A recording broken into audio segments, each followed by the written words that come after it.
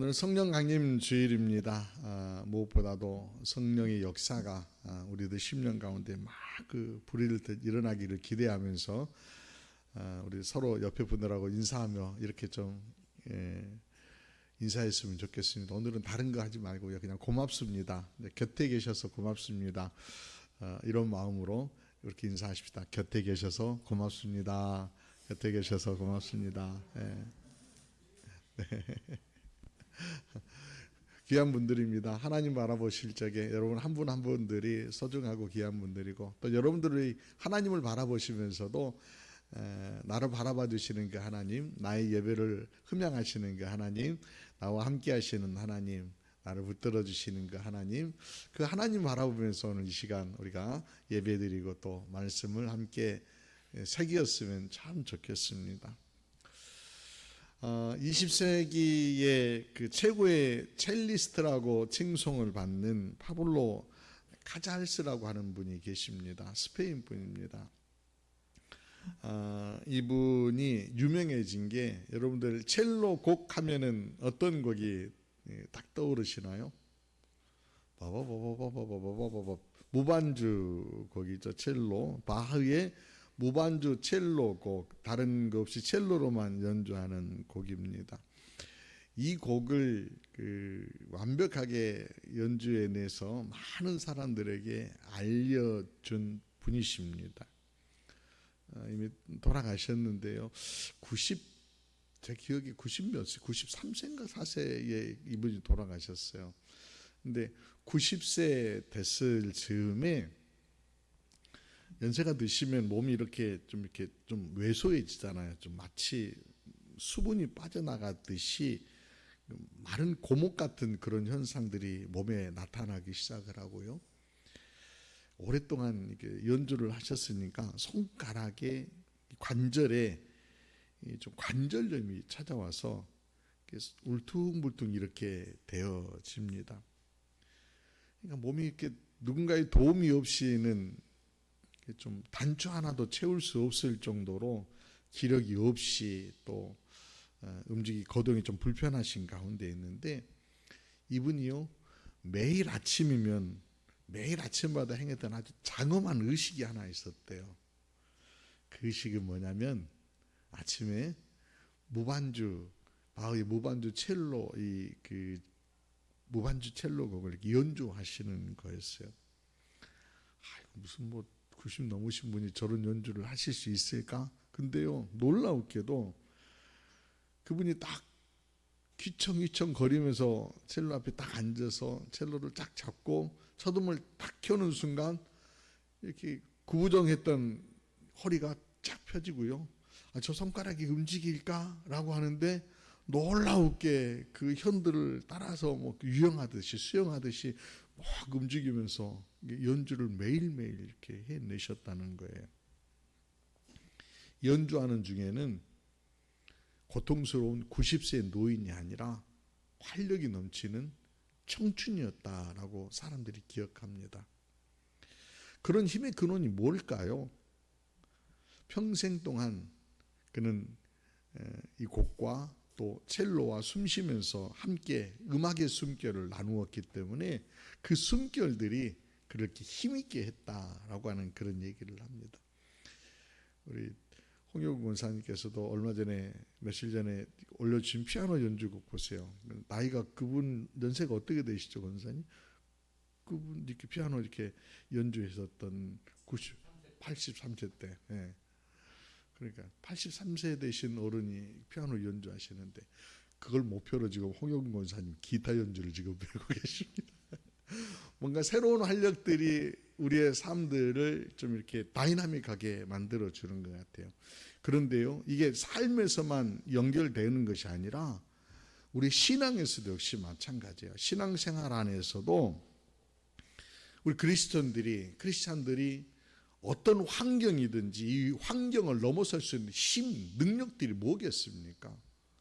우리 박미선님께서 기도하면서 하나님 주셨던 말씀을 붙들고 하나님께서 새로운 옷을 입혀주시려고 하시는 하나님의 계획하심이다라고 하는 말씀이 확 꽂혔을 적에 그의 기도의 내용들이 바뀌고 삶의 내용들이 바뀌어지더라. 아니 무슨 지금 항암 투병하고 있는 그 상황들이 바뀌는 게 아니잖아요. 환경이 바뀌는 게 아니에요.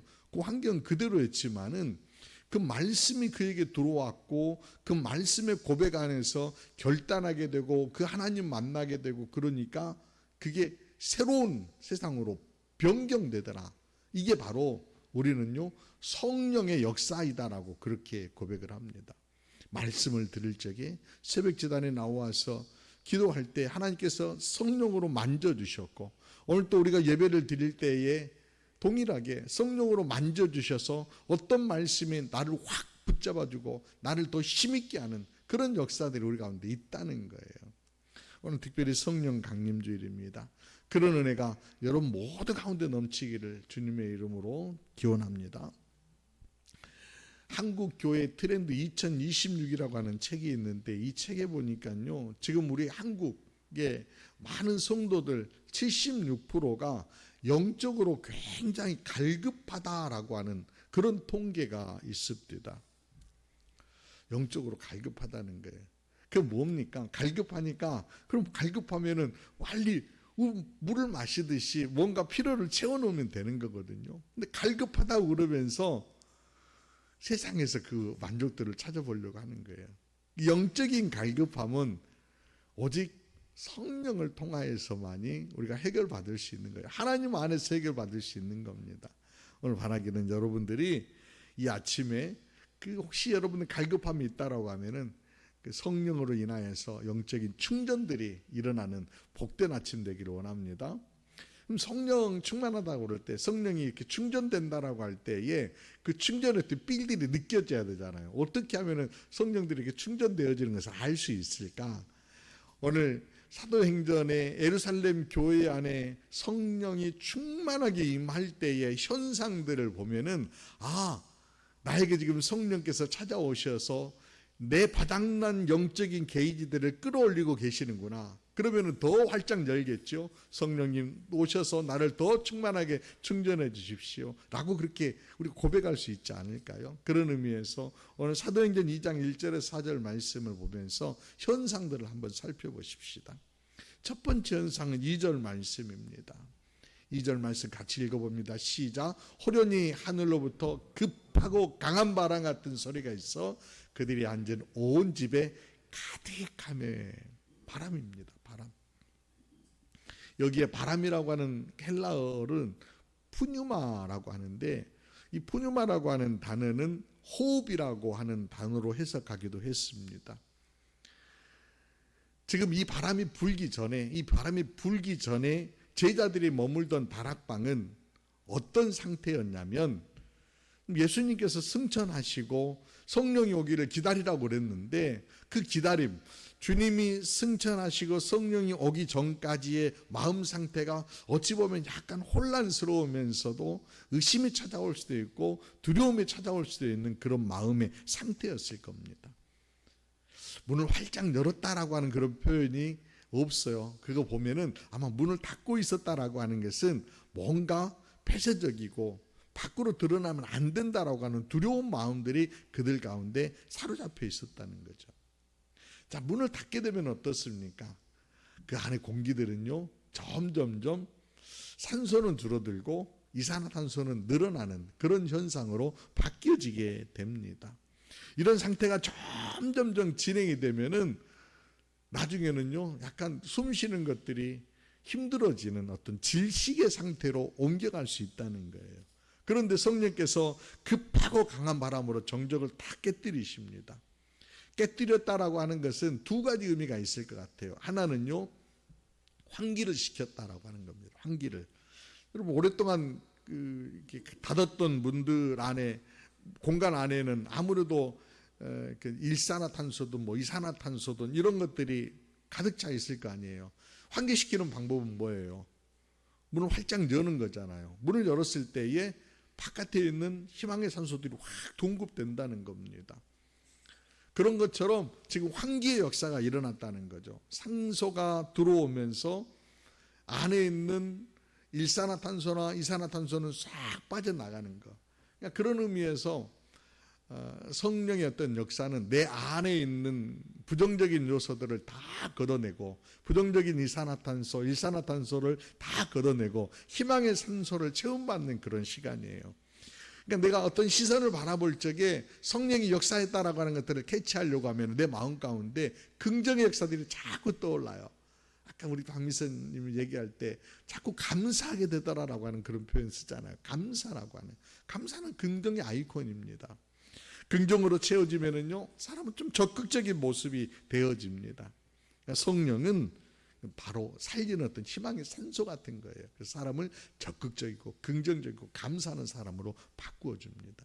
또 두 번째 현상은요, 호흡입니다. 인공호흡. 하나님께서요, 인간을 지으실 적에 처음에요, 딱 지어놓자마자 거기에 호흡이 있지 않았었어요. 그냥 흙덩어리였어요. 흙으로 사람을 빚으셨으니까. 그 흙덩어리를 딱 놓으시고 하나님이 어떻게 하셨을지 한번 생각해 보십시다.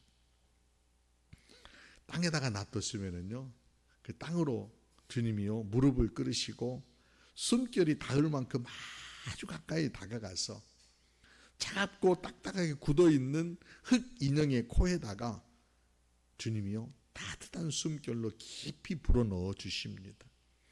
이 장면이요, 저는 마치 지금 숨이 헐떡거려서 호흡이 참 멈춰버린, 호흡이 없는 그런 이에게 인공호흡을 하는 것처럼 비춰졌어요.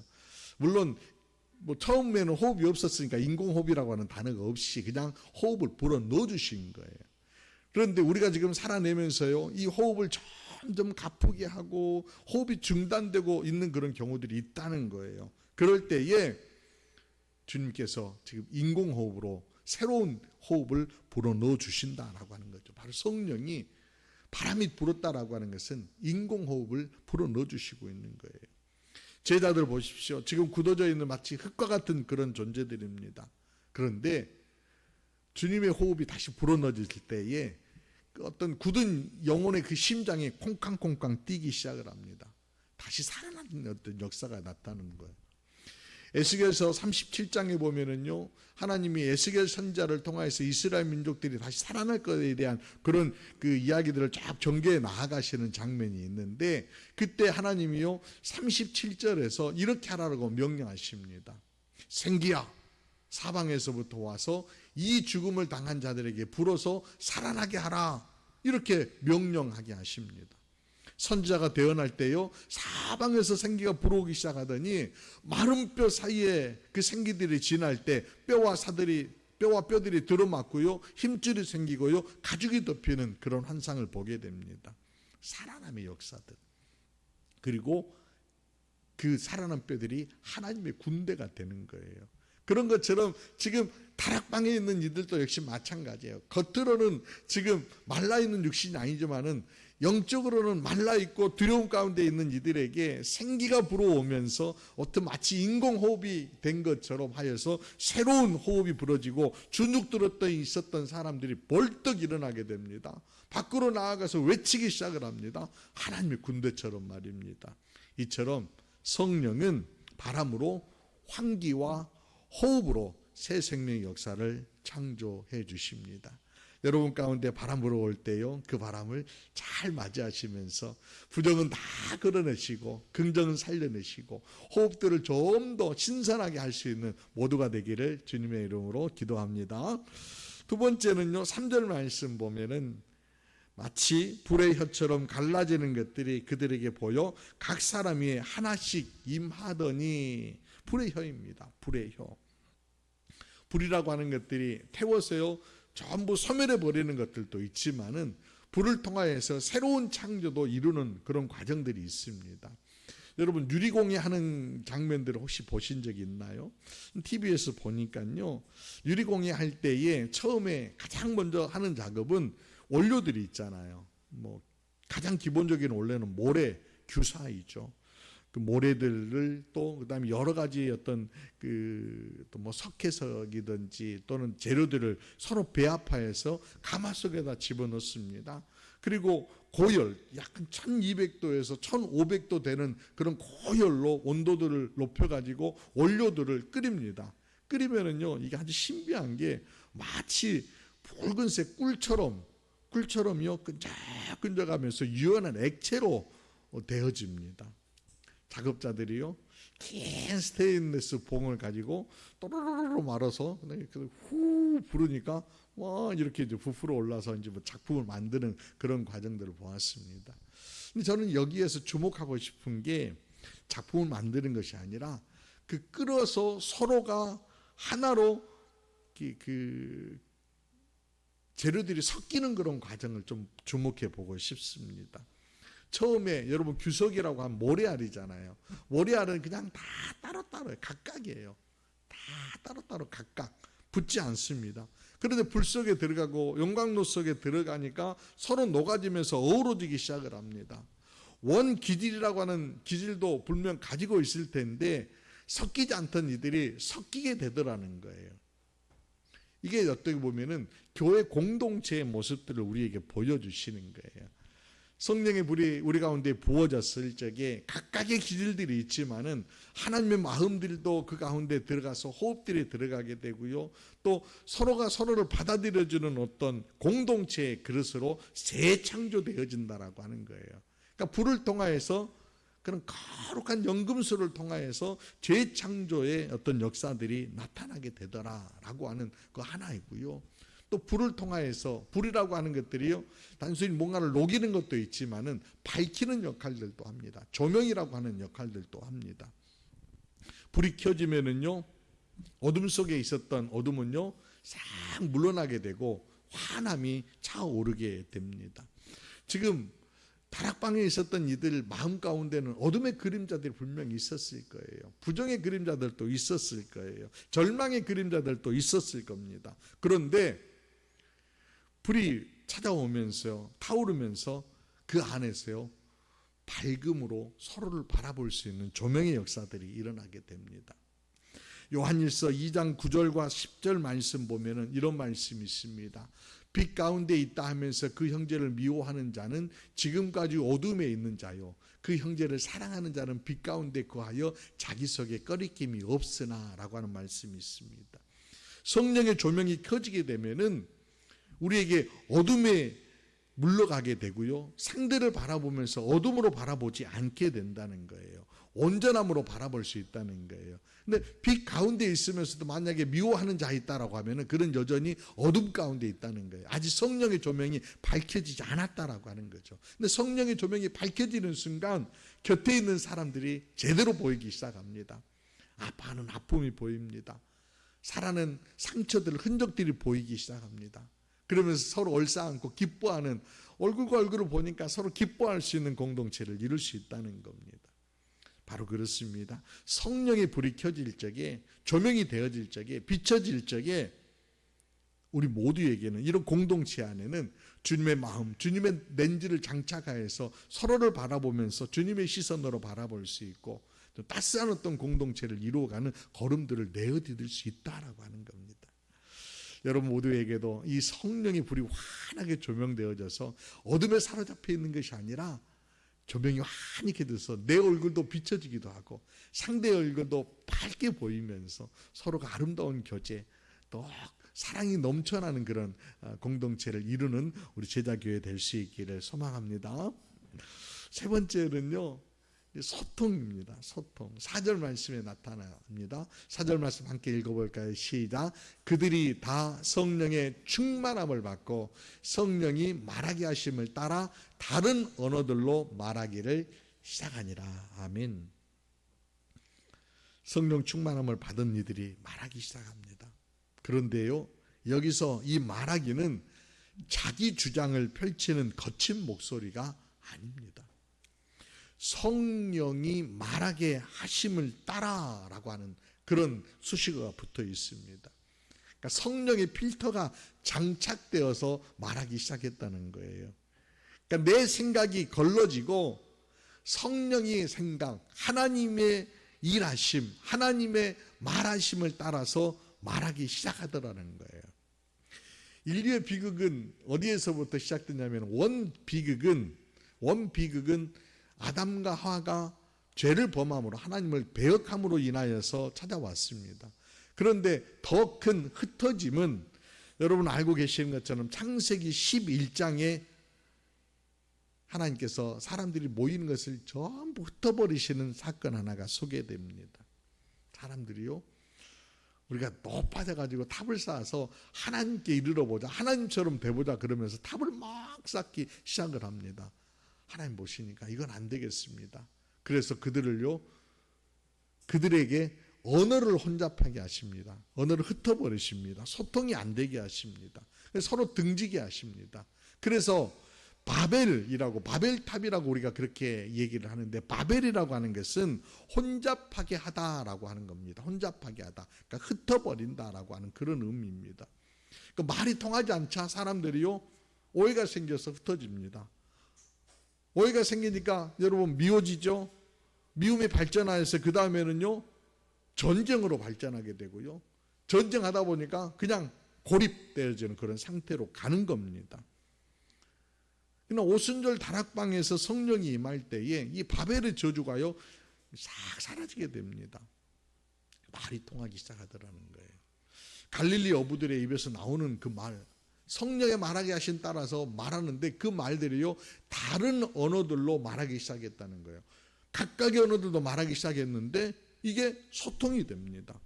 각자의 말로 시작하는데 그 안에 성령의 말하게 하심이 담겨 있으니까 말이 통하는 소통의 역사가 일어나게 되더라는 겁니다. 성령이 임할 때에 여러분 성령의 말하게 하심들이 우리에게 장착된다라고 하는 것을 기억했으면 좋겠습니다. 그러니까 지금까지는 내 말을 했다라고 하면은 성령이 임하여서 이제는 내 안에 성령의 필터가 걸러져서 성령의 말하게 하심 따라서 말하는 역사 말입니다. 그러니까 하나님의 언어라고 표현할 수 있겠습니다. 하나님의 언어들이 우리 가운데 흘러날 때에 소통 안 될 것들이 없다는 겁니다. 소통되는 역사가 나타난다는 겁니다. 하나님의 언어로 말하기 시작하니까 이해의 폭들이요 넓어지기 시작을 합니다. 지금 이곳에 모인 사람들, 그 다락방에 모인 사람들은요 다양한 곳에서 온 사람들입니다. 디아스포라라고 해서 보통 유대인 공동체라고 그렇게 얘기를 합니다. 소아시아에 있는 유대인 공동체, 아람 쪽에 있는 유대인 공동체, 지금 그 땅이 연결되어 있는 모든 공동체에서 6월절이 되어지면 모였던 그들이요 서로의 언어들이 통하지 않은 그런 때였습니다. 그런데 소통되어지는 은혜를 누리게 됩니다. 소통이 되어지니까 어떤 현상들이 나오냐면요 위로가 됩니다. 말이 통하니까 힘이 생기는 거 아닙니까? 여러분 말이 통하는 사람 만나면 참 마음이 포근하고 또 더 말하게 되고 또 그 사람 말이 더 기울이게 되는 거 여러분 경험해 보셨을 거예요. 낯선 외국 땅에 나아가서 어딘가에서 우리말이 들리면 여러분 기가 쫑긋 세워가지고 이렇게 가보려고 그러잖아요. 그쪽으로 움직이게 되잖아요. 또 한마디라도 붙여보고 싶고요. 또 뭔가 어려움에 처했다고 하면은 도와주려고 가서 얼른 또 문제도 좀 해결해주고 도움 주잖아요. 이게 바로 바벨의 저주가 풀린 현상인 거예요. 그러니까 말이 안 통하던 땅에서 말이 통하는 사람 만났으니까 그게 딱 풀려지는 거예요. 그런데 그 바벨의 저주가 풀려진 공간이 바로 마가다락방이었다는 거예요. 성령의 역사가 임할 때에 바벨의 저주가 풀려지는 줄 믿으시기 바랍니다. 우리 가운데 소통이 안 된다라고 하면은 뭐가 부족한 거예요? 성령의 역사가 없는 거예요. 우리 가운데 말이 서로 간에 이해가 안 되어지고 내 말이 자꾸 나간다라고 하는 것은 아직까지 성령의 언어들이 내 입술 가운데 장착되지 못했다라고 하는 거예요. 교회의 모습 가운데 바로 이런 모습으로 이런 공동체를 이루면서 성령이 디자인하신 그런 교회 공동체 우리 모두가 이뤄낼 수 있기를 원합니다. 교회는 끼리끼리 모여서 자기만의 언어의 성벽을 쌓는 것이 아닙니다. 세상에 가장 아프고 낮은 곳에 처한 이들이 서로의 언어들을 가지고 와서 서로의 언어들이 서로 소통되어져서 서로가 눈물을 닦아주고 서로가 마음을 나누는 것이 바로 교회 공동체입니다. 그런데 여기에 가장 필요한 게 성령 충만함을 받을 때에 성령의 말하게 하심이 장착된다라고 하는 겁니다. 사랑하는 여러분, 여러분들 가운데도 성령 안에서 서로의 이야기를 인내하며 들어주시고 상대방의 마음들을 헤아리는 언어로 말을 건네주실 뿐만 아니라 깨어졌던 관계 봉합하고 참된 하나됨의 역사를 이루는 우리 모두 되시기를 주님의 이름으로 기원합니다. 그렇습니다. 오늘은 성령 강림 주일입니다. 2000년 전에 기록되어졌던 추억을 회상하는 그런 절기가 아닙니다. 오늘 이 시간은요, 내 영혼의 호흡을 하늘 생기로 가득 채우는 그런 시간입니다. 여러분 호흡하시길 바랍니다. 내 안에 성령의 바람이시여 임재하여 주옵소서 구하시길 바랍니다. 또 그리고 곁에 있는 형제들을 바라보며 하나님의 시선으로 하나님의 마음으로 바라보는 그런 시간들이 될 수 있기를 원하고요. 누군가를 바라보고 누군가에게 들려주는 음성을 들릴 적에 내가 말할 때에는 성령의 말하게 하신 따라 내가 들을 때는 성령이 필터를 통하여서 듣는 그런 역사들이 우리 가운데 있기를 원합니다. 그리하여서 성령이 뜨겁게 역사하는 공동체, 또 내 안에 그 성령이 충만하여져서 언제나 가람이 없이 풍요로운 기쁨과 평안이 내 심령 가운데 흐르는 그런 삶이 되어지시기를 우리 주님의 이름으로 축복합니다. 기도드리시겠습니다. 사랑의 주님, 성령의 바람으로 우리 안에 어둠을 날려주시고 새 호흡으로 재창조하여 주옵소서. 성령의 불로 유리공의 불처럼 우리를 녹여 서로를 품는 투명한 그릇이 되게 하시고 성령의 조명 아래 형제의 눈물을 발견하게 하옵소서. 바벨의 흩어짐을 치유하셨던 성령의 언어들을 우리에게 주사 나만의 목소리가 아닌 타인을 위로하고 돌보는 소통의 언어로 세상을 치유하는 발걸음들이 되게 하여 주옵소서. 돌보심으로 임하신 성령님, 날마다 우리 안에 충만히 임하셔서 기쁨과 평안의 은혜를 누릴 수 있도록 주장하여 주옵소서. 믿사옵고 십자가에서 모든 것을 내어주신 우리 구주 예수 그리스도의 귀하신 이름으로 기도드리옵나이다. 아멘. 아멘.